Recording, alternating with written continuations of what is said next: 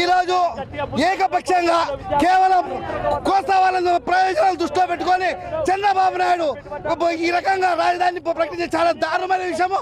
ఎందుకంటే మొన్నటికి మొన్న తాత్కాలిక రాజధాని అన్నాడు. ఇంకా శివరామకృష్ణ కమిటీ రాకముందే శివరామకృష్ణ కమిటీ నివేదిక పూర్తిగా చూడకుండా కేంద్ర ప్రభుత్వం యొక్క నివేదిక పరిశీలించకుండా ఫీడ్బ్యాక్ తీసుకోకుండా ఇంత దారుణంగా చేయడం అనేది ప్రపంచంలో ఎక్కడ ఉండదు.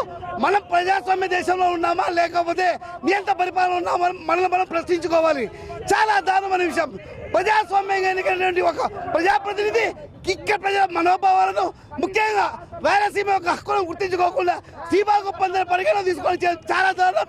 అందులో మా సీమ బిడ్డ అయినందుకు ఈరోజు మేము చాలా బాధతోటి ఇటువంటి సీమ ప్రతినిధులు మళ్ళీ ఈ ఘటన పుట్టకూడదని చెప్పేసి శాశ్వత సమాధి చేస్తున్నాము.